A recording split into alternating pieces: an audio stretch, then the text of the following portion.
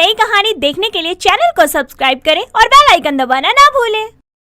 Sushant hall में बैठा होता है और उसकी पलकें आंसुओं से भीगी होती है, क्योंकि वो बेचारा बैठे बैठे प्याज जो काट रहा होता है और खुद से बोलता है, मेरे घर वालों को मैं हंसता खेलता रास नहीं आ रहा था, इसीलिए कर दी शादी। अब बैठ के लहसुन प्याज छीलो और क्या। अरे प्याज कटे के नहीं, सब्जी आज ही बनानी है, कल नहीं। और क्या अपने आप में बड़बड़ाए जा रहे हो? मैं तो ये कह रहा था, ये सब्जियां काटना कितना मुश्किल काम है ना, तुम कैसे कर लेती हो यार। बस बस रहने दो तुम तो। तुम्हें पता है आज मेरे सपने में निक्की आई थी। कौन निक्की? निक्की मेरी बहन, तुम्हारी साली। हाँ अपनी निक्की। अच्छा क्या कह रही थी? दोनों बातें कर ही रहे होते हैं कि तभी पीछे से आवाज आती है, जीजू सुनो ना। हाँ नोटी, निक्की की आवाज निकालकर मेरा मूड बनाने की कोशिश कर रही हो ना। लेकिन मैंने तो अभी कुछ बोला ही नहीं। दीदी मैं यहाँ हूँ। जैसे ही ये आवाज आती है, दोनों दरवाजे की तरफ देखते हैं, जहाँ निक्की अपना सूटकेस लेकर उदास सा चेहरा बनाए खड़ी होती है और भागकर दोनों की तरफ आती है, जिसे देखकर सुशांत अपनी दोनों बाहें उसे गले लगाने के लिए फैला लेता है।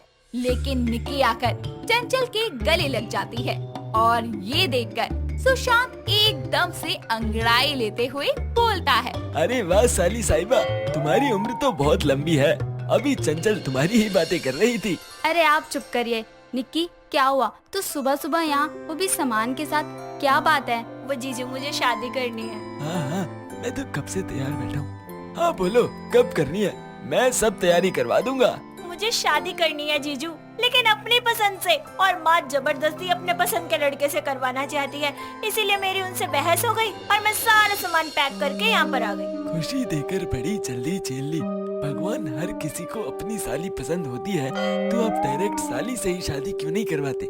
बाद में जब हमें वो पसंद आती है तो जालिम जमाना हम जैसों को ठरकी बुलाता है। अरे कौन सी दुनिया में खो गए? वो कुछ कह रही है, सुन भी रहे हो कि नहीं? हाँ बिल्कुल सही किया निक्की तुमने।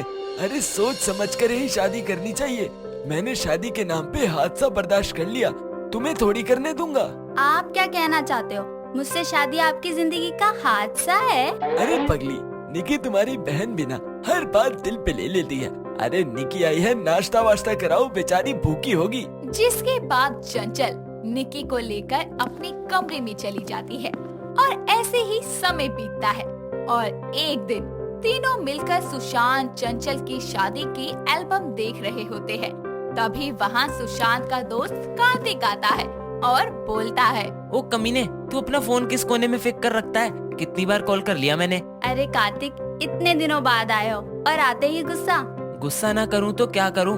भाभी जब भी कॉल करता हूं मजा ले कि ये उठा ले। मैं तो कहता हूं इसको फोन की जगह एक कबूतर ला के दे दो, कम से कम 2 दिन में इसकी खबर तो मिलती रहेगी। अरे मेरी औलाद शांत हो जा, आसपास देख भी लिया कर, आते ही गालियाँ बकनी चालू कर देता है। मेरी साली आई हुई है, उसके सामने तो दोस्त की इज्जत रख ले। उसके इतना कहते ही कार्तिक की नजर निक्की पर पड़ती है और वो उसे एकटक देखते ही रह जाता है और निक्की भी उसे प्यार से देखने लगती है। तभी चंचल निक्की के कंधे पर हाथ रखकर बोलती है, निक्की किचन में चलें? कुछ खाने को लाते हैं इनके लिए। हाँ चलिए ना। इतना कहकर वो उसे देखते हुए किचन की ओर चली जाती है, जिसके बाद सुशांत उसे बोलता है, बस कर, कितना घूरेगा, तेरी भाभी की बहन है। भाभी की बहन है तभी तो घूर रहा हूँ। साले तेरी साली है, वो भी कुंवारी। तूने कभी बताया क्यों नहीं? तूने तो घर बसा लिया, मुझे भी तो शादी का लड्डू खाने दे। अबे ओ सड़क छाप मजनू, निक्की को लव मैरिज करनी है और तूने अपनी शक्ल देखी है? जुगाड़ वाली शादी होती है ना, उसके लायक भी नहीं है तू। अबे यानी तूने अभी तक पहचाना नहीं है मुझे? अबे लड़कियां मरती हैं तेरे भाई पर। हाँ तो खुद सोचना, सुअर जैसा इंसान देखकर कोई जिंदा भी कैसे रह सकता है? अब तू जो बोल, मैंने तो सोच लिया है, तेरा साड़ू बन के रिदम लूंगा। जिसके बाद निक्की और चंचल चाय पकोड़े लेकर आते हैं और चारों मिलकर बातें करने लगते हैं। और उसके बाद उसी शाम को निक्की के पास एक अननोन नंबर से कॉल आता है और वो कॉल रिसीव करके बोलती है, हेलो कौन? वही जिसे आज चाय पीते समय प्यार से निहार रही थी आप। वाह, जीजा जी के दोस्त कार्तिक बोल रहे हैं। वैसे आपको मेरा नंबर कहाँ से मिल गया? क्या बात है, पहली मुलाकात में नाम भी याद हो गया। और हो भी क्यों ना, मैं कोई भूलने वाली चीज हूँ क्या? वो भाभी ने अपने इस देवर की अर्जी पर आपका नंबर सेंड कर दिया, बस। इतना कहकर वो हंसने लगती है और सारी रात दोनों खूब बातें करते हैं। ऐसे ही समय बीतता है और दोनों फोन पर बातें करते करते एक दूसरे से मिलने भी लगते हैं, जिससे वो दोनों एक दूसरे के प्यार में पड़ जाते हैं। और कुछ ही समय बाद निक्की और कार्तिक सुशांत चंचल को अपने रिलेशनशिप के बारे में बता देती है, जिस पर चंचल बोलती है, तो आखिर तुझे प्यार हो ही गया। और कार्तिक, तुम तो बड़े तेज निकले, मेरी निक्की पर अपना जादू चला ही दिया। क्यों बे लुटेरे, दोस्त के घर में डाका, अपनी बर्बादी की बड़ी जल्दी पड़ी है। हाँ, तो तूने तो कोई मदद नहीं की, तो मैंने ही सेल्फ हेल्प करके निक्की को इम्प्रेस कर लिया। सुशांत, वो सब तो ठीक है, लेकिन हमें माँ से भी निक्की की शादी की बात करनी होगी। वैसे भी वो निक्की से नाराज हैं। मैं उन्हें कल ही फोन कर सब बता दूंगी और यहाँ आने के लिए भी कह दूंगी। और जैसे ही निक्की के बारे में चंचल अपनी माँ सुजाता को कॉल पर बताती है, वैसे ही सुजाता बिना देर किए चंचल के घर आती है और वो चारों मिलकर उसे समझाते हैं। सबकी बातें सुनने के बाद सुजाता बोलती है, आखिर इस जिद्दी लड़की को अपने ही मन की करनी होती है। और दामाद जी, चंचल तो निक्की की बातों में आ गई, लेकिन आप तो समझदारी से काम लेते, लेकिन नहीं, आपने भी इनकी हाँ में हाँ मिला दी। तो ठीक है, अब आपको ही निक्की की शादी की सारी जिम्मेदारी उठानी होगी। मैं तो इन दोनों को आशीर्वाद देने आ जाऊंगी। अरे सासू माँ, ऐसा जुल्म मत करो, भला दोनों बहनों के बीच में क्या ही कर पाता। चंचल, तुम तो कुछ कहो। हाँ हाँ, कहती हो ना। ठीक है माँ, आपने शादी के लिए मंजूरी दे दी, वही बहुत है। और निक्की की शादी उसके माँ के आशीर्वाद से हो, इससे ज्यादा अच्छा और क्या होगा। आप चिंता मत करो, आपके दामाद जी सब संभाल लेंगे। अरे ओ पागल औरत, क्यों अपने पति को कंगाल करने पर तुली है? इससे अच्छा था कि ये चुप ही रहती। जिसके बाद निक्की और कार्तिक सुजाता के पैर छूते हैं और उसके बाद सुजाता वहाँ से चली जाती है और बेचारा सुशांत लग जाता है अपनी साली की शादी की तैयारियों में। एक दिन वो शादी में होने वाले खर्चों का हिसाब लगाता है, तभी वहाँ चंचल आती है और सुशांत खुद से बोलता है, कैटरिंग हो गई, मैरिज हॉल भी बुक कर लिया, डीजे वाले को भी पेमेंट कर दी, डेकोरेशन हॉल वाला कर ही देंगे। और निक्की का लहंगा लेना है, महंगे वाला। ए पागल औरत, तेरा दिमाग फिर गया? अरे मजाक मत करो, मेरी शादी हुई है, पता है मुझे। शादी का जोड़ा लड़के वाले देते हैं। दिल्ली शहर में स्वाति नाम की एक अनाथ, पढ़ी लिखी पर थोड़ी सी पगली लड़की रहती थी, जो एक एनजीओ में बतौर टीचर काम करती थी। वैसे तो उसकी कई सहेलियां थी, पर फिर भी वो तन्हा सी थी। उसे पता भी ना था कि एक दिन सोशल मीडिया के थ्रू उसे एक ऐसा दोस्त मिल जाएगा जो उसे उसकी जान से भी ज्यादा अजीज हो जाएगा। जी हाँ, आप बिल्कुल सही सोच रहे हैं। ये कहानी है सोशल मीडिया के जरिए पनपे डिस्टेंस वाले राहुल और स्वाति के प्यार की। राहुल एक पढ़ा लिखा पर लक्ष्यहीन लड़का था। वो अपने माता पिता की इकलौती बिगड़ैल संतान था। उसके ज्यादा दोस्त भी नहीं थे। अक्सर अपनी तन्हाई मिटाने के लिए वो सोशल मीडिया पर एक्टिव रहता था। ऐसे ही सर्दियों की एक रात 10 बजे। हेलो मिस स्वाति, आपकी डीपी तो बहुत ही मस्त है यार। Stop flirting. हाँ, मैंने तो डीपी लगा ही नहीं रखी। ओह इंटरेस्टिंग, वैसे जवाब काफी करारे हैं आपके। लो जी, सब तो ऐवे ही कहते आ कि आलू बहुत करारे आ। तो आओ फिर कभी आलू चाट के ठेले पे खाते हैं साथ में। ओ अच्छा जी, फिलहाल के लिए टाटा बाय। ऐसे कौन बात करता है यार। स्वाति उस वक्त तो ऑफलाइन हो जाती है, पर राहुल से बात करके उसे बहुत अच्छा लगता है। फिर क्या, दोनों की बातचीत का सिलसिला शुरू हो जाता है। अब तो दोनों को लिखी हुई बातों से भी आवाज आने लगती है और उन आवाजों में संगीत के सुर भी गुनगुनाने लगते हैं। हेलो स्वाति, कैसे हो? लंच किया आपने? हाँ कर लिया। वैसे मैं ठीक हूँ, तुम बताओ क्या हाल है तुम्हारा? पूरे 2 दिन बाद रिप्लाई कर रही हो मैडम। कहाँ बिजी थे? इतना परेशान हो गया था मैं, पता है तुम्हें? अरे बस बस, बहुत हुआ तुम्हारा, बच्चों को पढ़ा रही थी। अच्छा तो ये बात है, तो पहले क्यों नहीं बताया? वैसे मुझे कुछ काम है, बाद में बात करती हूँ। अरे इतनी जल्दी? अभी अभी तो आई हो, बाहर बन के छाई हो। बड़ा प्यारा गाना है। अच्छा तो हम चलते हैं। अभी ना जाओ छोड़कर कि दिल अभी भरा नहीं। तुम्हारा दिल है या कुआं, कभी भरता ही नहीं है। अगर ज्यादा जिद करोगे ना तो दोबारा कभी बात नहीं करूंगी। अच्छा बाबा सॉरी, तो फिर कब मिलोगी मैडम? जब तुम कहोगे। पर कहाँ? Social media and social media. इस तरह दोनों की गाते गुनगुनाते ढेरों बातें होती ही रहती थी। 2 साल बिना एक दूसरे को देखे दोनों की चाहत बढ़ते ही जा रही थी। धीरे धीरे उनकी ये बातें गहरी दोस्ती देन एक अनकंडीशनल सो कॉल्ड लव में कन्वर्ट होती चली गई। एक दिन दोनों ने एक दूसरे से मिलने का फैसला किया।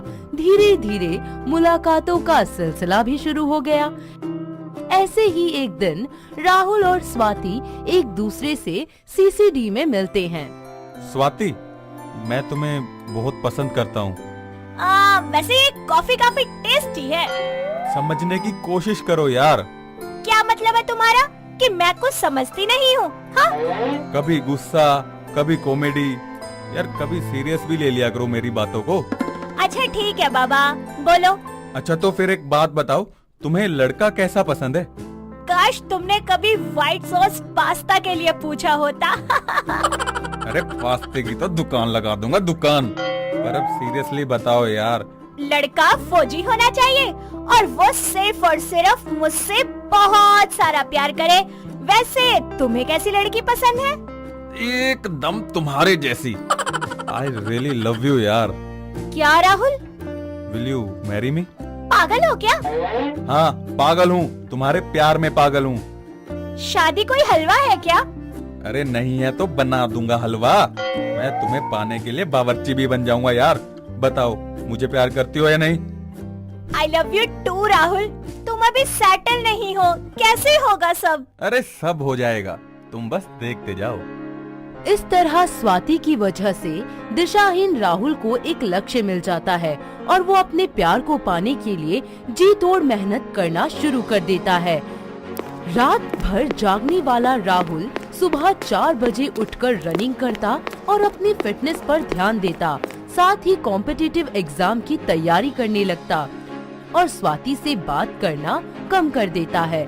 स्वाति भी अपने एनजीओ के बच्चों में मग्न रहने लगती है, पर उसे राहुल के बिहेव में इतना चेंज देख बहुत बुरा लगता है। वहीं दूसरी तरफ राहुल का त्याग रंग लाता है और वो एक फौजी बन जाता है। कुछ ही समय बाद उसकी पोस्टिंग कश्मीर में हो जाती है और वो पूरे 20 दिन बाद स्वाति को कॉल करता है। हेलो स्वाति। राहुल तुम, अब याद आ रही है तुम्हें मेरी? मुझे तुमसे बात ही नहीं करनी। बाप रे, इतना गुस्सा। तुम्हें पता है स्वाति, गुस्सा करने से फेस की स्माइल चली जाती है और तुम हंसते हुए बड़ी प्यारी लगती हो। बस करो, बातें बनाना ना कोई तुमसे सीखे। अच्छा सुनो, एक सरप्राइज है तुम्हारे लिए, बट उसके लिए तुम्हें वीडियो कॉल पिक करना पड़ेगा। अच्छा अभी? ठीक है। देखो स्वाति, तुम्हारा राहुल अब बन गया है फौजी। अब बोलो, शादी करोगी मुझसे? हाँ डेफिनेटली करूंगी यार। अरे तुमने तो मेरा दिल जीत लिया। तुम जल्दी से दिल्ली वापस आ जाओ।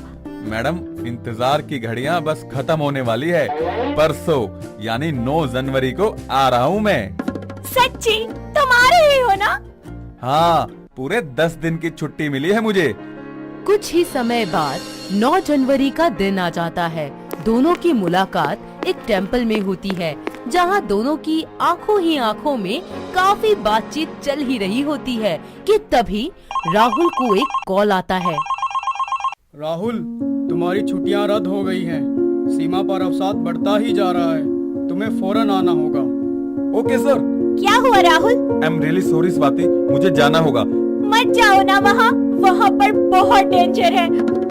स्वाति, दुश्मनों को हराकर मैं जल्दी आऊंगा तुम्हारे पास, लेकिन अभी जाना होगा मेरी जान। और हमारी शादी? ये लो, अब हो गई तुम मेरी हमेशा के लिए। राहुल मौके की नजाकत को देख स्वाति के साथ मंदिर में गुपचुप तरीके से शादी कर अपनी ड्यूटी पर निकल जाता है। वहीं शादीशुदा स्वाति अपनी मांग का सिंदूर लगाए रहती है और राहुल के आने का इंतजार करती है। वहीं उसके आसपास के लोग एक कुंवारी लड़की को सुहागन की तरह देख तरह तरह की बातें करने लगते हैं। आय हाय, देखो तो ना जाने किसके नाम का सिंदूर लगाती है, कोई गड़बड़ है क्या, घोटाला है? ओए होए, मैं तो कहती हूँ जरूर कोई चक्कर है, चक्कर। ना जाने कौन है इसकी जिंदगी में। समय बीतता जाता है। लोगों के ताने सुन सुनकर बेचारी स्वाति का जीना दुश्वार हो जाता है। तभी एक दिन उसे सीमा पर कुछ जवानों के बॉम्ब ब्लास्ट में मरने की खबर आती है। जब वो और जानकारी जुटाती है तो पता चलता है कि राहुल की भी बॉम्ब ब्लास्ट में मौत हो गई है। ये सुन स्वाति का रो रो कर बुरा हाल हो जाता है। हे भगवान, ये क्या कर दिया? मेरा इकलौता जीने का सहारा छीन लिया। वहीं मुरादाबाद में रह रहे राहुल के माता पिता को अपने बेटे के शहीद होने की खबर सुन बहुत बड़ा सदमा लगता है। मेरा लाल इतनी जल्दी मुझे छोड़कर चला गया। अरे मेरा बच्चा, हम कैसे जिएंगे तेरे बिना? इस तरह राहुल के शहीद हो जाने के बाद उसका परिवार टूटकर बिखरने लगता है।